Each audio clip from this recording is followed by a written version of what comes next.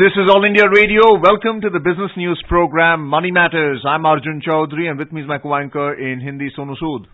धन्यवाद अर्जुन। नमस्कार श्रोताओं, बिजनेस न्यूज मनी मैटर्स में आपका स्वागत है। इस कार्यक्रम में हम शेयर बाजार, कारोबार और अर्थ जगत के ताजा समाचार आप तक लाएंगे। आइए शुरू करते हैं हेडलाइन से, जिन्हें आप तक ला रहे हैं Arjun Chaudhary. Key stocks rebound more than 1% in intraday trade. Sensex climbs above 49,000 mark. Nifty surges above 14,500 level. And rupee surges by 22 paise against the US dollar in afternoon deal. Sensex और निफ्टी आज दोपहर के कारोबार में 1% से अधिक के उछाल में रहे। वैश्विक बाजारों से सकारात्मक संकेत लेते हुए बंबई शेयर बाजार का सेंसेक्स भारी बढ़त के साथ 49,000 के स्तर से ऊपर पहुंचा और नेशनल स्टॉक एक्सचेंज का निफ्टी बढ़कर 14,500 के स्तर से ऊपर पहुंचा। समाचार तैयार किए जाने तक सेंसेक्स 1.32% की तेजी से 640 अंक बढ़कर 49,080 पर था।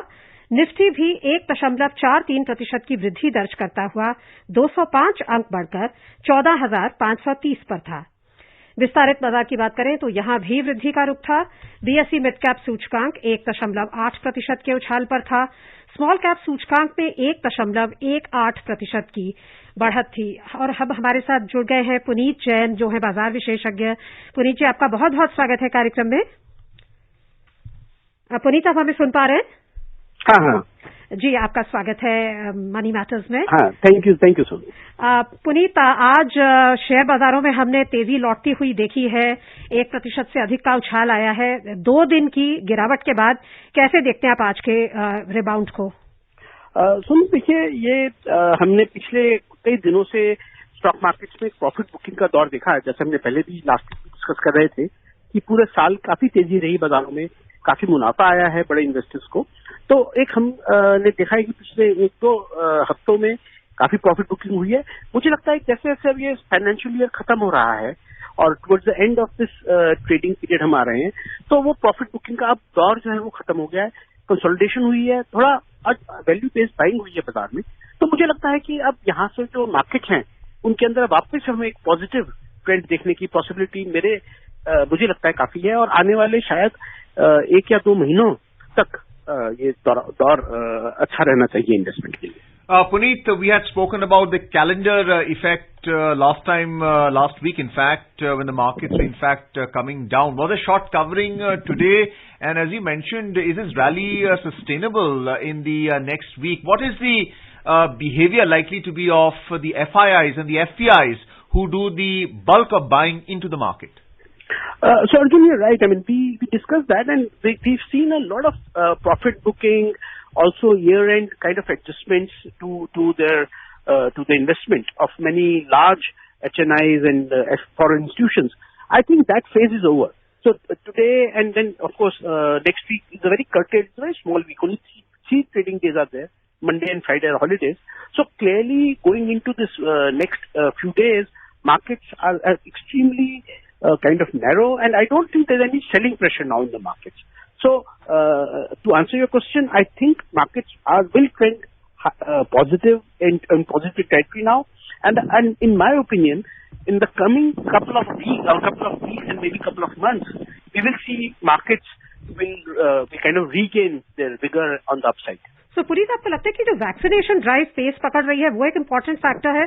और दूसरा, जो इकोनॉमिक रिकवरी के फिगर्स आ रहे हैं, चाहे वो भारत से हो, अभी यूएस से लेटेस्ट जो जीडीपी ग्रोथ के फिगर्स आए हैं। सुनो, देखिए, जो हमारे पास मैक्रो डेटा आ रहा है भारत से और बाकी विश्व के दूसरे देशों से, वो एक बहुत स्ट्रांग इकोनॉमिक रिकवरी की तरह हमको इंडिकेट कर रहा है।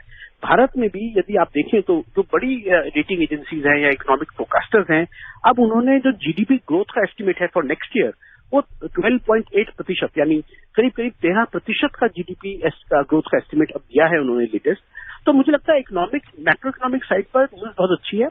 देखिए, जो अभी कोरोना वायरस के जो केसेस सर्ज हुए या जो कंसर्न है, ये बहुत शॉर्ट टर्म है। इन शॉर्ट टर्म कंसर्न से कोई बहुत मार्केट्स पे फर्क नहीं पड़ना चाहिए।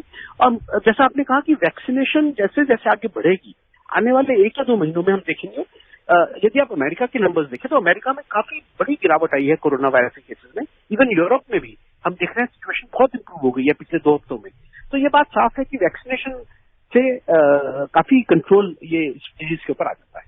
Puneet, VIX India has come down by 8%. We have discussed earlier about VIX going up. Coming down, what does that indicate about the market behavior right now? Very briefly. So, Arjun, VIX, as I've said many times earlier, is also called the fear index. And the fact that VIX has come down, it shows that investors are now comfortable with the markets at the current levels. So the fear of the market going down has gone down, and lower VIX indicates more stable markets and a positive mood in the markets going forward. Well, let's have a look at the currency market now. The rupee at the foreign exchange market strengthened by 22 paise to 72 rupees and 40 paise against the US dollar. The domestic unit appreciated mainly due to the fall in the American currency and gains in the domestic stock market. The dollar index, which indicates the US dollar strength against a basket of 6 other leading currencies, fell by 1.0% to 92.76. Puneet, very briefly, the rupee is used to purchase gold and silver. The precious metal market has come down, but the oil market has gone up. What is this telling us about the rupee? Briefly. So rupee, I think, if you look at the macro numbers, inflows and outflows and the current account balance and India's foreign exchange reserves, I think rupee is in a very strong position and very stable position. So in spite of other currencies facing a lot of volatility, rupee has been very stable around 73 rupees to the dollar, and I think it will remain there for quite some time.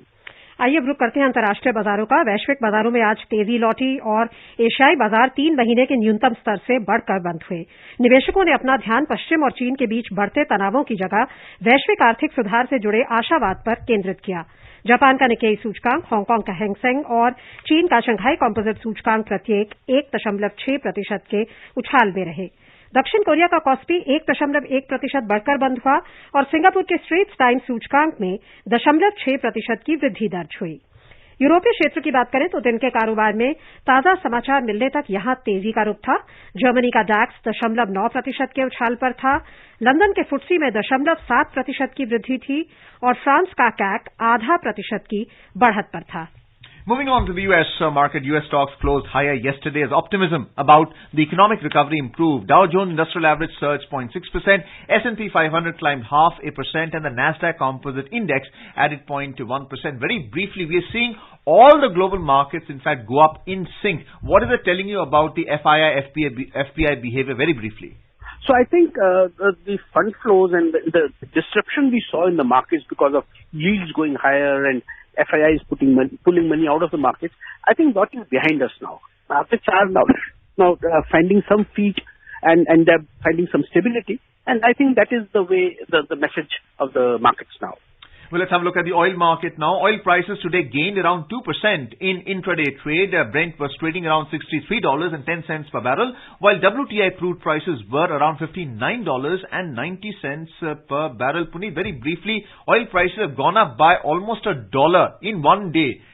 Will that continue? Is that rally sustainable?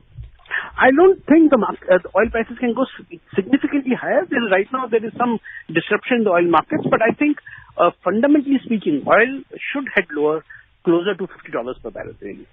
आइए चलते हैं सराफा बाजार। Multi commodity exchange में अप्रैल में आपूर्ति वाले सोने का मूल्य 190 रुपए कम होकर 44,500 रुपए प्रति 10 ग्राम पर आ गया। मई अनुबंध वाली चांदी का मूल्य भी 150 रुपए कम होकर 65,000 रुपए प्रति किलो पर था।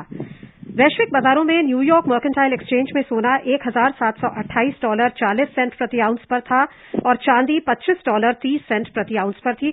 ब्रीफली आप बताएंगे कि अभी हम जो बात कर रहे थे अमेरिका और चीन के बीच तनाव की, वो आपको क्या एक प्रेशर पॉइंट डेवलप होता हुआ दिखता है? देखिए, ये जो एक टसल है अमेरिका और चाइना के बीच इकोनॉमिक सुप्रीमेसी की, ये काफी लंबी एक टसल चलेगी। इसके अंदर बहुत उतार चढ़ाव रहेंगे। तो मुझे लगता है कि समय समाप्त हो रहा है पुनीत, तो हम इस चर्चा को अपने प्रोग्राम मार्केट मंत्रा में जारी रखेंगे। बहुत बहुत धन्यवाद। अंत में मुख्य समाचार एक बार फिर। दिन के कारोबार में प्रमुख बाजार सूचकांक 1% से अधिक के उछाल में रहे।